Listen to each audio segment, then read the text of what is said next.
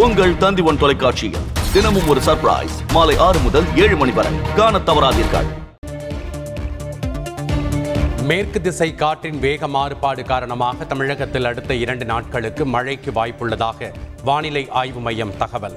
கோவை, நீலகிரி, கடலூர் மற்றும் டெல்டா மாவட்டங்களில் நாளை மழை பெய்ய வாய்ப்புள்ளதாக அறிவிப்பு. 17 IPS அதிகாரிகள் பணியிட மாற்றம், தமிழக அரசு உத்தரவு.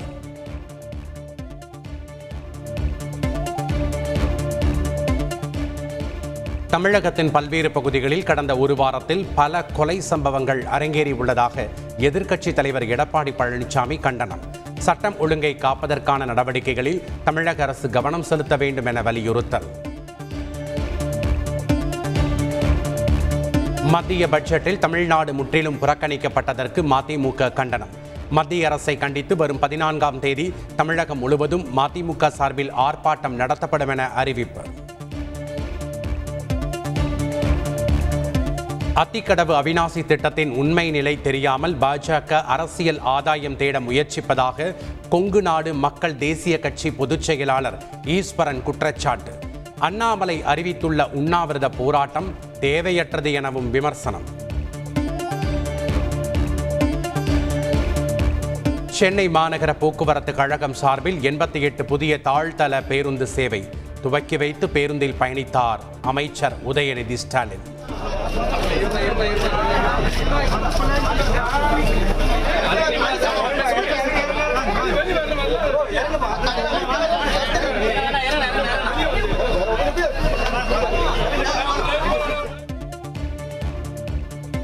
சென்னையில் 6 ஆண்டுகளுக்கு பின் தாழ்தள பேருந்து சேவை தொடக்கம்.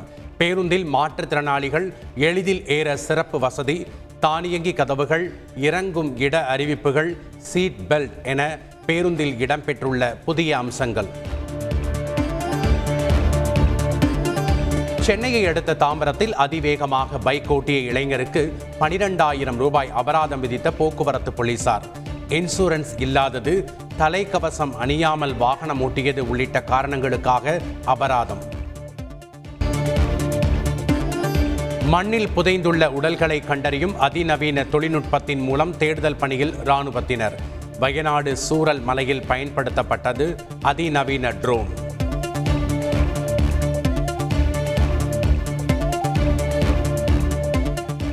வயநாட்டில் மீட்பு பணியில் ஈடுபட்டிருந்த இராணுவ வீரர்களுக்கு ஃபுட் பாய்சன்.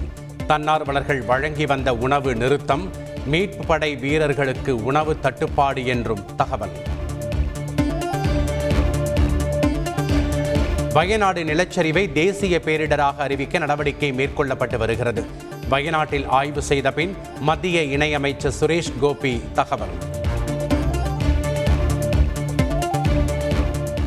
வயநாடு நிலச்சரிவில் சிக்கி உயிரிழந்தோர் எண்ணிக்கை 366ஆக உயர்வு. மீட்கப்பட்ட 148 பேரின் உடல்கள் அடையாளம் காணப்பட்டுள்ளதாக மீட்புக் குழு தகவல். கேரள முதல்வரின் பேரிடர் நிவாரண நிதி வேண்டுகோள் தொடர்பான பதிவுக்கு எதிராக அவதூறு. இதுவரை 39 வழக்குகள் பதிவு. 279 சமூக வலைதள பக்கங்களை முடக்க காவல்துறை நோட்டீஸ். ஹிமாச்சல் பிரதேசத்தில் 3 மாவட்டங்களில் மேக வெடிப்புகளால் ஏற்பட்ட திடீர் வெள்ளம். உயிரிழந்தவர்களின் எண்ணிக்கை 9ஆக உயர்வு.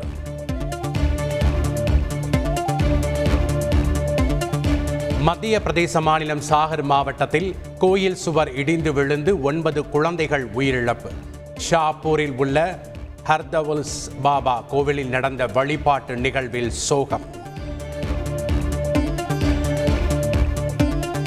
ஆம்ஸ்ட்ராங் மகளை கடத்துவதோடு குடும்பத்தினரை குண்டு வீசி கொன்றுவிடுவதாக மிரட்டல் கடிதம். ஆம்ஸ்ட்ராங்கின் மனைவி மற்றும் குடும்பத்தினருக்கு துப்பாக்கி ஏந்திய போலீஸ் பாதுகாப்பு. உதகை அருகே சாலை சீரமைப்பு பணிக்காக 3 மாதங்களுக்கு மேல் மூடப்பட்டிருந்த பைக்காரா படகு இல்லம் திறப்பு. சுற்றுலா பயணிகள் மகிழ்ச்சி.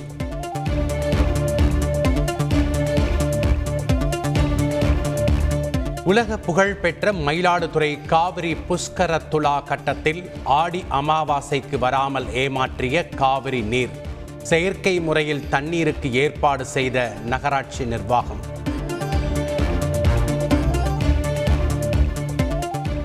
உதயநிதி அமைச்சரான பிறகு விளையாட்டு வீரர்களுக்கு பல்வேறு வகையில் ஆதரவு கிடைக்கிறது. நடிகர் ஆர்யா பாராட்டு.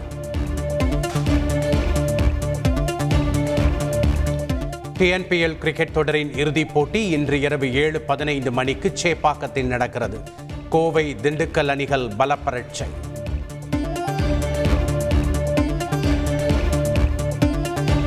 பாரிஸ் ஒலிம்பிக் ஆடவர் ஹாக்கி போட்டியில் அரையிறுதிக்கு முன்னேறியது இந்தியா. பரபரப்பான போட்டியில் ஷூட் அவுட் முறையில் பிரிட்டனை வீழ்த்தி இந்தியா த்ரில் வெற்றி.